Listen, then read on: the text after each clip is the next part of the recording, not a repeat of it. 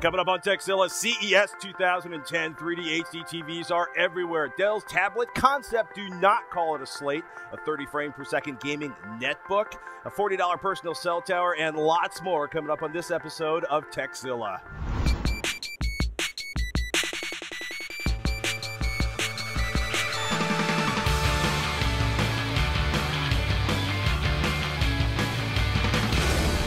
This episode of Tekzilla is brought to you by Go to Assist Express, Mass Effect 2, Assemble Your Team, Fight for the Lost, and .biz domains. Go to my.biz to see how you can win $25,000. Welcome to CES 2010, everybody. We're at Tekzilla, and we are shooting right now at the NBC Universal booth here in the middle of the CES show floor. And we are surrounded by home theater stuff, particularly a lot of 3D HD TVs. I think it really came out of nowhere. There's been some talk earlier, like late 2009, 3D HD TV is coming. So we come here, everybody has an announcement. Not everybody has a demo. I got to say over our shoulders, or I guess over their shoulders right now, Panasonic probably has the best demo out there and probably the best looking 3D HD TV that's coming. Monsters vs. Aliens, Cloudy with a Chance of Meatballs, look like the two first movies are going to be available on 3D Blu-ray. And I think should we make it clear what it's going to take to get 3D HD TV into your house? Right, it's not like you can just sit there and watch and suddenly everything is popping out at you from the screen. You need some actual hardware in order to make it work. Yeah, I'm sitting there and I keep seeing like DirecTV's doing 3D over a satellite feed. Look, you're going to need a new HD TV, a 3D compatible HD TV. And it's going to be a little more expensive than usual too, I think. At start, but by next year, it's pretty much going to be, everything's going to be, if the way everybody's talking in the meetings, they say 3D is going to be standard on all HD TVs or almost all HD TVs next year. There is a hot and heavy push for this. But you're going to need a new HD TV. You're going to need a 3D compatible Blu-ray player. You're going to need HDMI 1.4 cabling going from your Blu-ray player to your HD TV. The two different HDMI cables now too. Well, it's pretty crazy. For everybody has a receiver now has a 1.3 HDMI receiver. So they're actually talking about creating the Blu-ray players to do 3D with having a 1.3 HDMI jack and a 1.4 HDMI jack and sending the video out over the 1.4 to your monitor and a second HDMI cable to go to your receiver. Yeah, and then on top of that, you need the glasses. The glasses. The glasses, which is kind of like the stopping point for me in a way. Show of hands, how many people in the audience are going, I really want to watch TV wearing goggles? Goggles? TV Anybody? goggles? Yeah, loud. We got like one Shout guy it like over you here. mean it. Wait. Did I hear one single yes out there? Over here. We have a yes, see? All right, so this is kind of my take on it. If it was like a once-in-a-while kind of thing where there was a special movie that I wanted to see, like Avatar, for example. Sure. Like I had the 3D Blu-ray disc of Avatar, for example. I would wear the goggles for that. I would have a little charging station and put on the goggles for like a 2.5-hour experience. Not every day, though. I don't want to sit there and watch TV with like an interface in front of my eyes. Well, I mean, fortunately, as we learned from the HD TV rollout, is like, first you go, we're ESPN, and we're going to have ESPN in 3D, the 3D ESPN channel, and then about next year you get like 2 hours of programming a day in 3D, and then a few months after that it's like 4 hours of programming. Because it takes a while. The equipment's expensive, and it takes a while to roll out. Man, I guess I was interested. I've talked to a bunch of people I know who cover HD, and a lot of people are like, I don't know about it, but Ben Draba, a buddy of mine over at Engadget HD, last year he was like, 3D HD is the dumbest thing I've ever heard of. He got to watch a college football game in 3D HD, and he's just been like, you have to find the content you love, and it's completely immersive. It was like I was there in the stands at the football game. It's so funny. I've been getting different reports from all different sorts of tech writers about their feelings on 3D HD. Like Dave Zatz, for example, he's like, lame, not into it. And then Ben is like, yeah, 3D TV is awesome. And then Kevin Pereira is like, nope, never going to use it. It's like, it seems like if people use it, they're really into it. And if they just know it as the concept, they're like, eh. We'll find out. You have to see it to believe it, I guess. If you're at CES and you haven't seen it, definitely go to see one of the demos up at Panasonic. A lot of big screens coming out cheap this year, low prices. Built-in streaming media is going to be incorporated in HDTVs everywhere. Netflix, Amazon, Blockbuster, my favorite, Vudu HDX, 1080p streaming looks really awesome. And if you, look at the video right now on the screen. Samsung's LED 9000. 0.3 inches thick. It's like right down the hallway from it. Samsung spent about $1 billion building this insane inverted lotus-shaped container and then for it. And then there's like glass on the ceilings. Oh, I thought you were talking about their stand. Well, I'm talking about their stand. The Samsung LED 8000 though is going to be one that's affordable by everybody. It's thin, 1080p. I think a 55-inch screen. Don't have pricing yet on that, but we're going to be reviewing those as soon as we can. They look gorgeous. A lot of good glass coming out there. Yeah. Well, phone service. Phone service. We know you guys love cheaper phone service, and Engadget is reporting that Magic Jack's got a $40 GSM Femtocell. Femtocell. Can you please explain Femtocell to me? That's one of those terms that I hear thrown around a lot, but I'm not really entirely sure what it means. I've seen Femtocell thrown out twice, right? It's the idea that it's a personal cell tower. So in this case, it's a base station. It's a little base station, plugs into your USB jack on your PC. Okay. You bring your GSM cell phone within 8 feet of it. Your GSM cell phone is going to sync up with Magic Jack's new little Femtocell. They don't really have a product name, it seems. And the idea is that all of your traffic from your cell phone is going to go to the Magic Jack device through your PC. And for $1.70 a month, you get to use basically unlimited cell phone usage in your home for $1.70 a month. And that's without needing to pay your cell Okay, stuff. you got to pay $40 to buy the little gadget All right, to plug well, in your there's computer. that, Yeah, the thing I keep thinking of is like the one time I had minutes over, I ended up with a $400 cell phone bill on top. It was a long story. Are you downloading movies on your cell phone? No, it was just I made a lot of phone calls, and I don't know anybody right now who's ever gone over their minutes. And I don't know anybody in years who's gone over the minute allotment for their cell phone. I have. You have. Oh, maybe that's just text messaging. Okay, so we have the first customer I need for the the Magic unlimited Jack. text messaging plan for sure. Well, that's interesting. That's a way to save some money on your minutes. Well, it is. If anybody's actually, I want to see if anybody actually buys it. I wonder, would that help if you were getting really bad reception in your house too? Yes, I think that's why That everybody might in be- San Francisco and New York are going to buy it. Yeah. Ooh, I should go buy one actually next week. Thinking about my house and cell phone reception. Robots. Oh, robots. I have to tell you about this thing that I saw, and it solves one of the greatest problems of robotics today, and that's that your Roomba can't fit into the corner. So there's always dusty corners. Roombas around and Roombas corners around are corners square. are obviously not. But Evolution Robotics has just come out with their new sweeper named the Mint, and it's square, and it uses Swiffer pads. I can't believe somebody's using Swiffer pads on a robot. Well, I mean, it kind of makes sense. I mean, Swiffer pads are already out there, so it's not like you have to buy a separate, sweeping package for your robotic I'm saying you go to the corner, you pick up your robot, you Robotic slap on a sweeping robot. Swiffer pad, you stuff it back in its charger. It's kind of awesome. It's just kind of awesome. It's kind of weird. I guess this Swiffer pad seems kind of weird to me. But like I Okay. said, they're already out there. I think it makes total sense. And it's not even that expensive either. It's That's like because you're not $250. constantly cleaning up after a toddler. That's true. That's a lot of Swiffer I pads. have cats. I don't think a Swiffer is going to help me with the mess my cats make. So that box is eBooks and quite a bit more coming up. But first, we got to take a moment to thank one of our sponsors. Go to Assist Express. If you're in technical support, you know how much time is wasted just getting to a customer or colleague's computer. Great news! The new Go to Assist Express remote support, brought to you by Citrix, lets you solve issues faster, reduce travel costs, and keep clients satisfied. So you can move on to the next task faster without ever leaving your desk. You can even provide support when someone is away from their computer by using the unattended support access feature. Even better, you can try Go to Assist Express free for 30 days. Just visit gotoassist.com/Tekzilla. That's gotoassist.com/Tekzilla for a free 30-day trial. The more issues you can handle online, the less time you'll have to spend on the road. It's a great way to save both time and money. And trust me, I have tested it and it works with parents. CES 2010, we're on the show floor and bringing you the latest and some of the best of the bazillion products are on display here. I wish I could bring it over here. Panasonic actually has they're calling it the Personal Home Energy Management System. It's a fuel cell that primarily runs on natural gas. So cow farts. No, well, it runs on natural gas. It also runs on methane. Yeah, cow farts. I prefer pig farts. That's the way they do it in China. It's, All right. But it's like the range, everything from cell phone covers to your own personal, home power generating unit. It's a weird array of products at CES.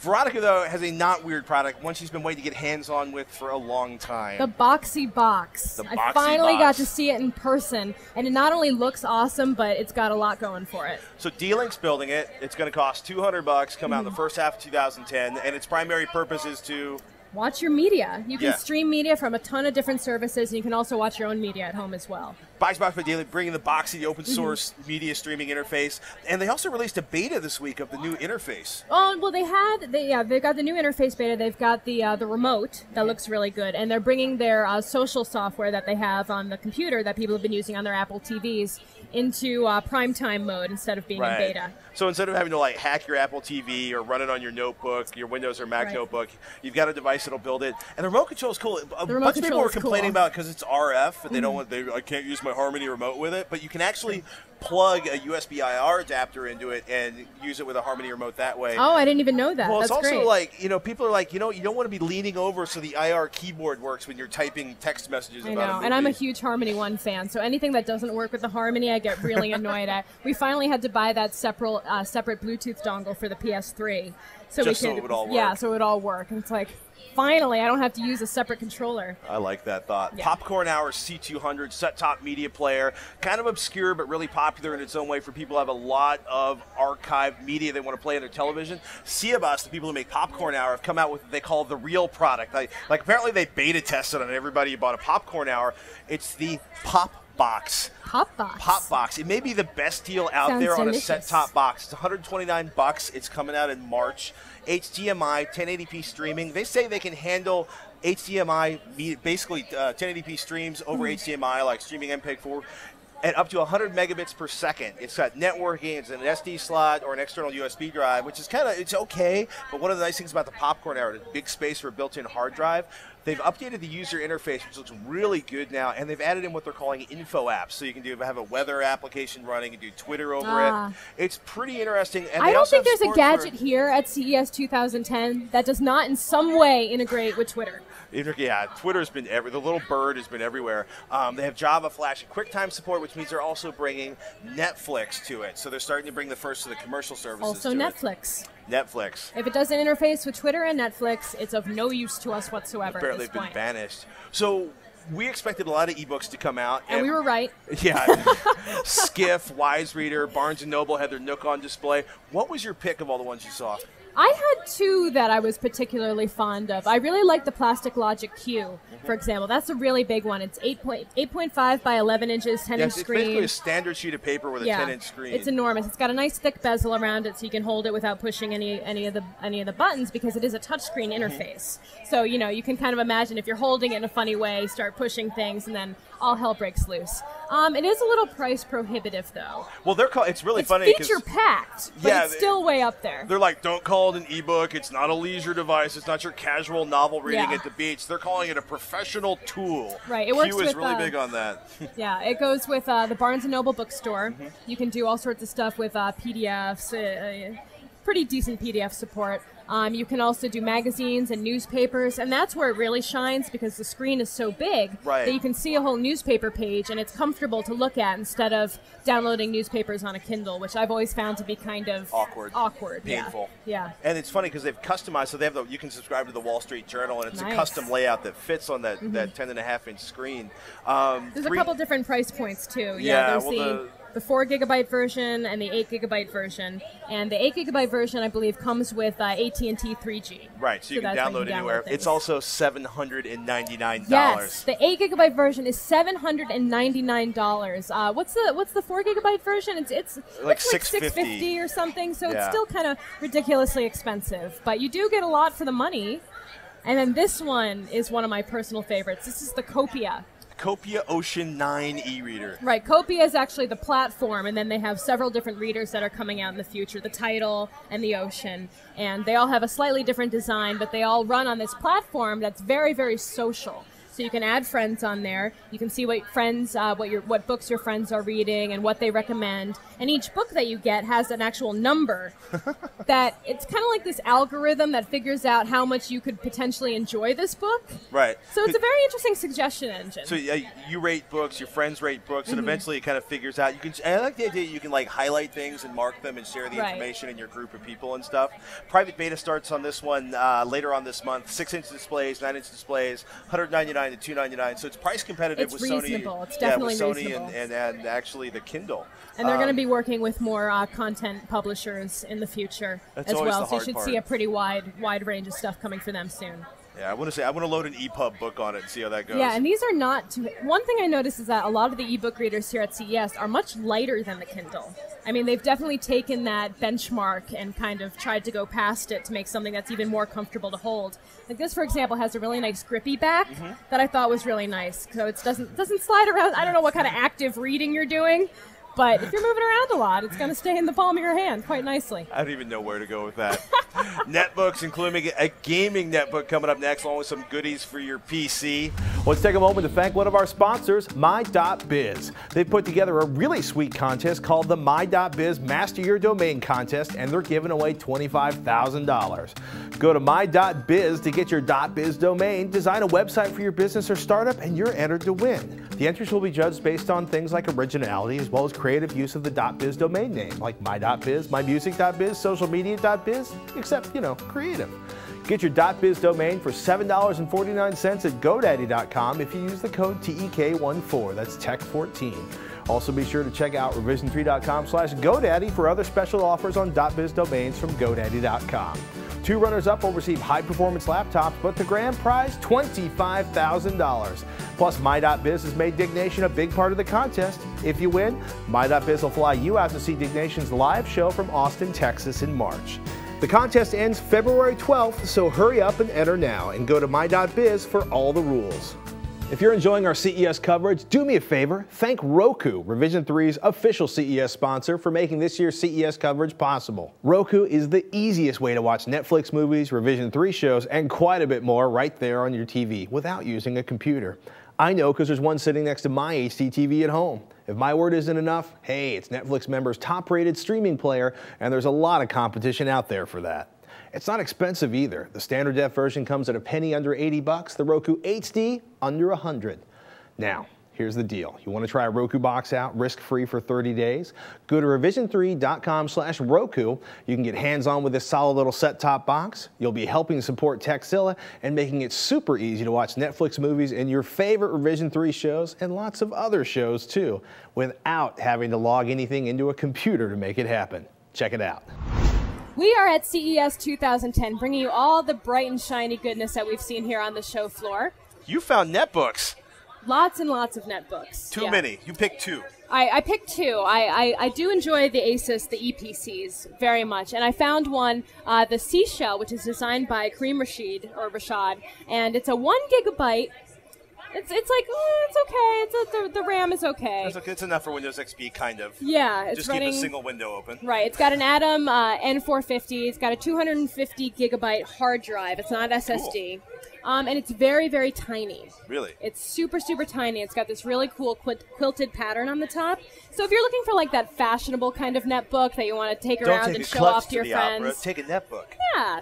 So I enjoy those quite a bit. And also the T101MT. And now these are fantastic because they're multi-touch netbooks. Really? So interactive screens, so you can use it to like there's make a the whole text family bigger so you can read it. Well, there's a whole family of these netbooks right now that are coming out from Asus, and I think it's a really nice advancement in that whole netbook scene because it's something that, if you don't want to use a tiny little trackpad, if you don't want to have a mouse hooked up next to it, you can just drag and drop icons back and forth, and it's quite easy to work with. So tell me about this gaming netbook, because you definitely piqued my interest with that. We got it. It was really crazy. We got into Dell's suite over at the Palms. So the Texas-Alabama game is going. The Dell people are all freaking out downstairs. They let us run upstairs and look at a couple things. The Alienware M11X, 11.6-inch gaming. They're calling it a netbook, but the truth is it's got a Core 2 Duo processor. And it'll run full-screen video games, 30 frames per second, effectively at 720p resolutions. Backlit keyboard like you see in the other Alienware devices, accent lightings is in the speakers and the fan bed. Intel integrated graphics are going to give you 6.5 hours of battery life. When you start the gaming, you turn on NVIDIA GT330M, a discrete graphics chipset. It's running 2 different chipsets, 3.5 hours, but you're talking 30 frames per second gaming the entire time. This is like exactly what I've been looking for, because I want to play my games, but when I go on the road, I don't have any way to do it. I could put Warcraft on my MacBook Pro, but it's just not the best experience, and there's not a lot of Mac compatible games.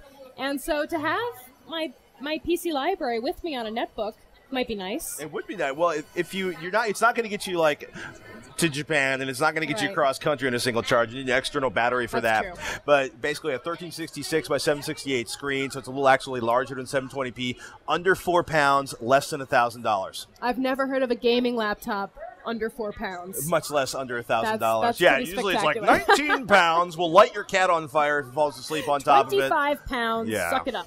Yeah, and $3,000. Yeah. Oh my goodness. Okay, so PC parts are kind of all over the place. We didn't get to chase too many of them, but cable card tuners are out in force if you want to actually build your own home theater PC, integrated in your cable service, and basically record the digital video from your cable provider. Silicon Dust. We're going to talk about that in a month or two. They're basically doing the home run. It is basically you connect this tuner to your Ethernet, and then your various devices in your house can connect to it over the network. Oh, nice. And Ceton Digital, who announced last year, has running demos of basically 4 and 8 cable card tuners on display here at the show. So that was actually pretty cool. I loved this stuff at the Microsoft keynote, actually, where they were talking about how you can watch 4 HD streams and record them at the same time with their new media center stuff. Yeah, well, I was like, I don't even think I know that many shows on at the same time that I would want to watch, but I just like the idea that I could theoretically do that. You could. It takes a lot of money to do that. Ben Draba basically walked through like the cost of the cards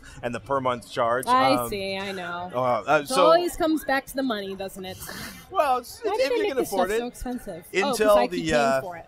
Right. Yeah, well, the Core i3, the Core i5, Core i7 announcements, like we told you, they hit on the 7th, so it's safe to buy a PC or a notebook again, get the best prices. Microsoft's got a new keyboard, the Arc. It looks like it came out of a surrealist melting clock painting, except it actually feels pretty good. It's pretty comfortable. It's like 12.2 inches wide, it's 6 inches deep, and it's got a 2.4 gigahertz wireless, and finally, a battery life. What are indicator. You doing? It has It has a battery life indicator. No, it has no number pad. You don't like that. You missed that. I want a number pad. I use a number pad. Well, okay. How you gonna game with your scary ergometric keyboard? Well, I've got the Merc keyboard, so I have my whole gaming side Barbie. on the left. You have everything. I just have a nice little PC gaming setup at home. I'm very protective of it. Okay. Don't judge. I'm judging because I'm mean. AMD's got the ATI Mobility Radeon HD 4000 series. They're stepping up on that. They're claiming it's twice as fast as the 3000. I want to see benchmarking numbers, but they are doing GDDR5 memory in that, which is the first for a mobile chip. And they're claiming they can do 800 stream processing units simultaneously on the 4800s, the high-end ones. NVIDIA is showing off a lot of tablets. People are calling them slates. People are calling them tablets. And the new Tegra 2 stuff, right? Yeah, the Tegra 2 is really interesting. The Tegra chipset is used to power the Zune HD. For these new tablets, think like a 7 or 10 inch screen. The Tegra 2 chipset. They're saying it's faster than Snapdragon. They're claiming they've doubled the performance over the original Tegra, and they're also saying battery life is phenomenal. They're saying they can do 16 hours of HD video or 140 hours of audio playback on a single battery inside of one of these 7 inches devices. And then all their 3D stuff too. Yeah, so NVIDIA 3D Vision. 3D Blu-ray stuff. Yeah, it's bundled with the Avatar 3D video game, and they're like all of the recent NVIDIA chipsets are compatible with 3D Blu-ray. That's one reason that I might invest in a 3D HD TV. 3D gaming? 3D gaming. You'll never leave your house amazing. again. I told you about how... Oh, no, I don't think I told you this. So we've been looking at buying a new TV. And I had the great idea that, okay, if we upgrade to a new TV, we might wait now because of all this 3D stuff going on. I was thinking of taking the 42-inch and making it my monitor on my desk. Is that weird? It's not weird. Is that it just over could the be top? A little. If I sit back far enough, I'm just. My friend actually has like a 50-inch television as his computer monitor. I've used a 37-inch panel as a monitor. 50-inch. Well, I'm not that cool. It takes up his entire wall, basically, in his office. The problem is you still you have only to crane your neck to look at different things in the game. When it gets that big, though, you want a higher resolution. Yeah, that would be. We'll get video of you playing on your 47-inch desktop monitor. That would be so cool. I can have 3 games open at the same time in decent resolution and still be able to play them all. Well, they'll be 640 by 480. My PC wouldn't be able to handle it. Yeah, 1920 by 1080 starts to look really small, like a really small resolution when it's on a screen that big. That's true. Cool It Systems, Vantage ALC, this is fun. Obviously, I love water cooling. I love overclocking the Core i7. It's basically a bundled, sealed liquid cooling for your CPU. It's got an LCD screen built in, so you can basically monitor your processor temperature at all times just by looking at it. They also have software called Maestro that actually shows you exactly what your fans and coolant systems are doing. So you can speed up the fans, or you can actually change the color of the LED lights inside the case. And it'll actually little touches. wirelessly communicate what you set up to it's pretty badass. Basically, so you can wirelessly control the lighting system on your CPU cooler. That makes me a geek. Yeah. Coming up next, we've got 4G, iPhone clock, radios, and more. But first, let's thank our sponsor. The latest installment of BioWare's space epic Mass Effect franchise, Mass Effect 2, follows Commander Shepard and his crew into the far reaches of the galaxy. Teamed up with a crew of the most lethal warriors in the universe, a savage, a psychopath, a scientist, and more, Shepard tries to unlock the mystery behind entire human colonies disappearing. Facing seemingly insurmountable odds and a team he can't entirely trust, Shepard is humanity's last hope in the fight for the lost. You've assembled the best, but can you trust them? Mass Effect 2 available on PC and Xbox 360 January 26. Go get it. We'll take a moment to thank NBC Universal and Don Accarino. They let us use the NBC Universal stage for the shoot, which means we didn't have to carry thousands of pounds of lights, and we got to sit in the cool bench. You got to sit in Maria Bartiromo's seat. I know, I feel so... Mr. Donaghy, we want to thank cool. you for making that possible over there at Jack NBC. Donaghy is a big fan. Good fan. Yeah, big fan of Did you go Tekzilla. to lunch with them again? Yeah, I You did. didn't invite me. I'm sorry. Hey, they'd also like to remind you, or they'd like us to remind you, NBC Universal has some pretty serious HD coming. We're talking 2010 Winter Olympics. Get the entire schedule coming up at NBCOlympics.com. I can't wait to watch the Olympics again. Hey, so you got your hands on the Dell Slate, I hear. Yes. Tell me all about it. One of the press, they let us sneak off into a corner and actually touch it, which was pretty cool. So Do if you, tell. yeah, and I gotta say also, don't call it a slate. It's Dell's tablet concept. They're telling me that they were like really emphatic that it is not a final design. It's not a final product. They're still doing market testing. It felt solid. It felt like it was real production plastic coming out of molds. The screen is gorgeous, doing photo images, and we started playing around with the interface. It's got a nice scrollable touch interface, and it was running Facebook. So Wi-Fi is running. Of course it was. I'm like, is 3G available on it? I got the stone-faced look of doom, like I'd already found too much by showing off Facebook on it. But you know, You know too much. They're going to come for you. I think it's coming before this summer. They told me they think I'm high, but it's interesting. Like Steve Ballmer was showing off HP's Slate concept in his keynote. Could you believe that? He was standing there holding the darn thing. Everyone's been talking about this thing for the past few days, like thinking, oh, are they going to make the big announcement? Right. No, they didn't. They just held it on stage for like 10 minutes. That's pretty much what Talked Dell about all did. the things it might hypothetically do.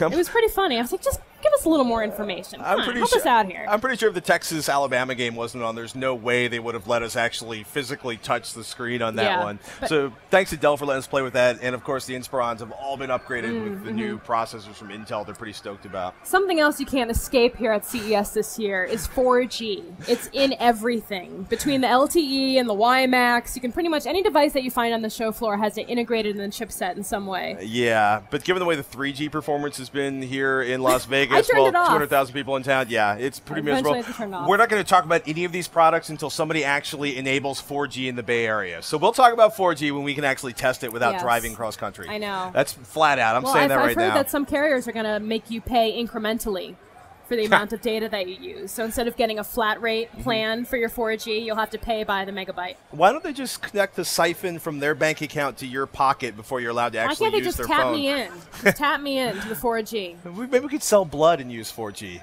That's weird. I'm not even going there. Do you want to do should we talk about one of the things we've been trying to find all over the place because they were tweeting about it. They were talking about wearable.com, the AirStash wireless media server. Oh, yeah. It's crazy. It's about this big, I'm told, and it has it's a media server built into something that looks like it's about the size of a tin of Altoids. Ooh. Takes SD cards. So if you were an early adopter and your cell phone it just doesn't have enough room to store the audio and stuff you want, or if you want to have extra audio available when you travel, pop an SD card into it with your media on it, and it will actually stream the content directly to your iPhone. Nice. No release date pending. No pricing pending, but we're hoping to see that one. I just like the idea of actually being able to keep stuff with me in a smaller design. Speaking of iPhone, one thing that I've been very happy to see are all these iPhone-compatible devices from iHome. Because I really like iHome, but every time you pop them in, you get that message, not compatible, and you kind of ignore it, and then you get the GPRS sound. And then your phone actually runs out of battery power. Exactly. But now they've got some portable alarm clocks that are actually really nice. You can plug your iPhone in there, and then it syncs the time, so you don't have to set the alarm clock no matter where you are. So that's really convenient. You can just zip it up and stick it in your bag and take it with you. I need that in my life. The one I actually really got me is the I Love App.Station. It's a speaker with an iPhone charger. It'll run horizontally or vertically. Oh, cool. So as soon as you leave and take your iPhone, it becomes useless as a clock. So that's probably a downside on it. Really good sound, but they have an application that'll basically turn your iPhone into a 70s style flip the number display. Oh, that's kind of cool. With a built-in alarm clock. That one's pretty cool. $129. It's coming later on this year. There is a ton of stuff at CES. We've been shooting short format videos for the last 3 days. We're up at revision3.com/CES. A couple thousand product announcements here. 720p Skype is here. Tell me about that. I missed that one. Oh, the beta is available for download if you have a compatible camera system. Panasonic probably has the best. Panasonic's doing a lot of good work this year. I do not have an HD webcam. Well, you can go see. We'll run over and go see the demo over there with Panasonic doing 720p Skype conversations. Oh, I saw that. The fake family. It looks stretched a little funny. They have a fake family, and they get a call from their dad in Paris or something, and they're like, "Hi, I miss you," and I'm like, "You're actors. You don't know each other." I'm not buying this. It's not believable. You gotta work on it a little bit. Mean. They're not selling it. Is that what you're saying? They're not selling it to me. No, I didn't feel the love, the connection of the familial bond there. Well, maybe they should steal a real child and put it at the other end of the 720p. Separate them from their parents. Let them talk over HD Skype. That may be a bit much. I'm not even touching that one. There are a ton of cameras and camcorders coming out in early 2010. We're going to talk about those in the next couple weeks. We got to go. So check revision3.com. That's our website. /Tekzilla is where you can find us, of course. You can send questions to Tekzilla at revision3.com, and you can find, again, all the Revision 3 coverage from HD Nation, Hack 5, and Tekzilla up at revision3.com/CES. That's it for now. We'll see you next week. Thanks for watching. Bye.